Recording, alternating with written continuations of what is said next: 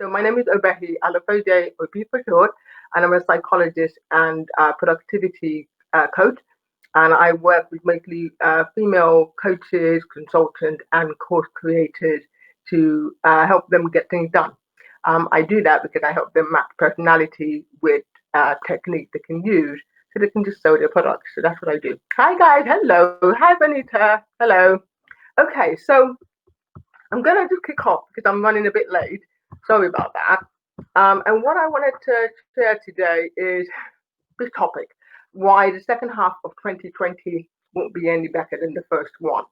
And I don't know how you felt when you saw that.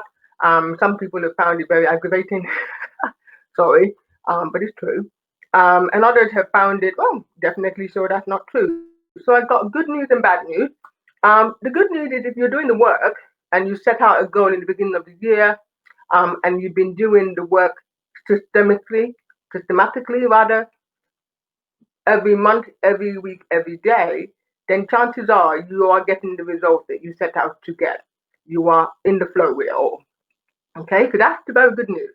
The bad news is if you're not going according to plan, if you're not putting in the work, then it's going to look a bit different for you, isn't it?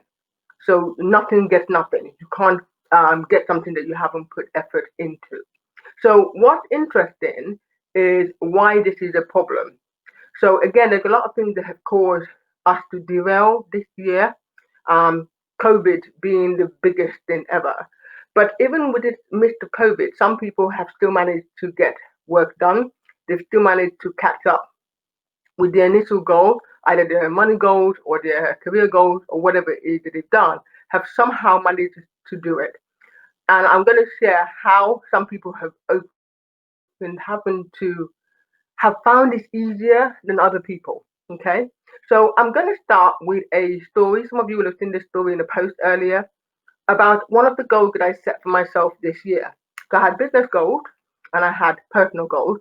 My business goal that I was start have a group program called Get It Done that I was going to launch at the end of the year. By the end of the year, I would have launched it. And this program was due sometime around September, November in my head for quarter four because I felt like I didn't have the audience size to generate group coaching programs. Again, this is in my head, but that's what happened. But I would working towards that. I've created it. I've started to look, get do one-to-one with people anyway and get testimonial to test some of the strategies that I was teaching on a one-to-one basis, whether they would work in a group setting. So COVID hit and I pivoted. Immediately, my price point was going to be a bit too pricey for people who were now watching the penny because COVID and redundancy and all kinds of stuff that happened, which means that they didn't know whether they could afford it. So I had to bring a project that I had put forward earlier, okay, which is successful. I've done two launches since, and this has been it's the biggest quarter. So quarter two was the most successful quarter I've ever had since I started this business 3 years ago. And that's because I just moved, but I was already working on it. Now, I'm going to see another side. My personal goal was to go running. Okay, so let me know if you're getting me. My personal goal was to go running. Beginning of the year, I felt that it would help me feel fitter. It would. I just needed to feel healthier. I was, good of hopping and popping up the stairs now, so I kind of knew I wasn't fit, and so that became my goal that I would go running. Now, could anybody in the chat guess how many runs I've done so far? Just for the hell of it, just guess in the chat how many runs I've done from January to July. Just play a game. How many runs did Obi do this year? Or has Obi done this year? Let me know in the chat. So, if anybody can guess, let me know. And I will release it. Hi, Jen. Hello. Hi. Oh, hello, people. I'm just seeing your comments now. Hello. Hi. Hi, Kristen. Oh, awesome. Andrea said one. Maya said two. Thanks for the vote of confidence, Maya and Andrea. Thank you. Seven. Oh, Jolie, seven. Oh, I love that. That's a nice number. The answer is no, zero. absolutely no run at all. Not even a fun run is what I've been joking about. Zero. Now, why was that?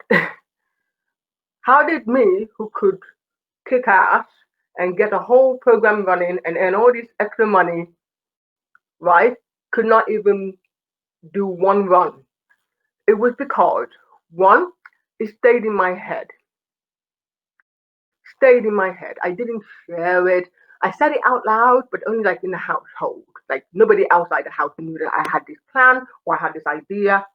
The second issue was that it didn't align with me for some reason. I mean, I've had to do some reflection about why, of all the goals, why was that the one that I didn't even touch?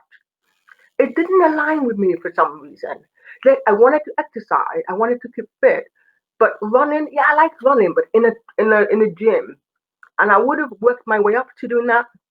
And then COVID hit, and I'm not comfortable running out in the elements. The last time I tried that, I had something going on with my foot, and I didn't run again because I didn't warm up. It was the most stupid thing idea, but that's enough to trigger me. So two, it didn't align with me. So I could probably find another exercise that would work, or I can get over myself and work out why I've been running away from this running. Okay, so that's the second thing. It didn't align. The third thing is I didn't actually plan it out. I didn't actually think, okay, how many times a week do I want to run? And I mean, I knew there was a running club and everything, and they were like new beginners. You didn't have to like have been doing 5K for 5 years before you get let into the club. I mean, I could have joined this and like it was super cheap as well. So it's like it was no reason, but I didn't plan it out. I didn't plan when I would do it. I didn't plan who my accountability buddy could be. Okay, so these are the three reasons. It's the same reason that those New Year resolution goals or people make at the start of the year go to die after 15 days. So the research suggests that only 8% of people who set New Year goals or any goals, technically, if you think about it, but New Year is the one people track. In terms of research, that's what we track. 92 gave up after 15 days. Okay, it's almost guaranteed now. That's the thing about when people are so predictable that we can predict that 92 people, 100 people set a goal, right? Only 8 will complete by the end of the year. Okay, but we're in July now, and I want to ask another question for you all. How many people in this chat right now, these 86 people watching me, lovely people, how many have done a quarter 3 goal planner? You've mapped out your quarter 3 plan. So quarter 3 started in July. So July, August, September. Give me a 1 in the comment if you have it all mapped out. In other words, you know what you're doing, when you're doing it, from month to month, day to day. 2, if you've started it but not quite completed it. And 3, if you've not done anything at all. In fact, you weren't even thinking of doing it. Let me know in the chat. 1, that you have mapped it out. 2, that you started but not quite completed it and whatever. And 3, you have not started it at all. You didn't even know what it's been. Let me know in the chat, please. Then I know where you all are at the moment, and I can adjust this call or this session accordingly. Okay. So Andrea, 2, Angelica in progress, well done.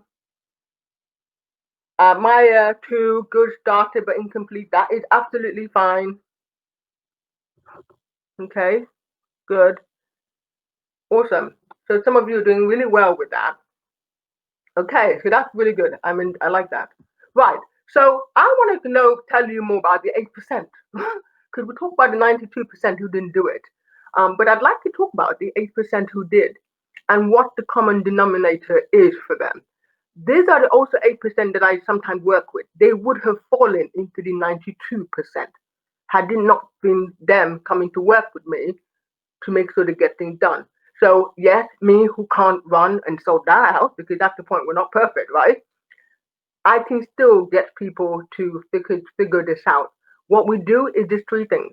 1, we focus on the goal, very clear goal. What is it exactly that you're trying to achieve? But I don't leave it there. I then have to know why. Okay, this is my psychological process when I'm working with clients or patients. my previous career. What is the goal? Why do you want to have it? What is the point of it? What will it do for you? Okay. And then three, what kind of personality or their productivity profile would this person have? How do they do things? How do they study? How do they organize themselves in their mind's eye? Some people are happy with to-do lists. Other people need it all broken down. Other people can't even fathom the idea of big goals. It's too much and it freaks them out. Okay, so it's important to know where you fit in. The reason being so that we can identify your resistance. If we identify the thing that is blocking you, that's the bit that needs adjusting. Not the goal. The goal is usually fine. My running, me wanting to run, is a fine goal. It's an aspirational goal. Yes, I can't imagine myself running the marathon one day, but no, that's not it. But I probably could run around my house for a few days a week. I could do that. Good goal. My resistance is my previous experience of running. Is the idea that are associated running with pain.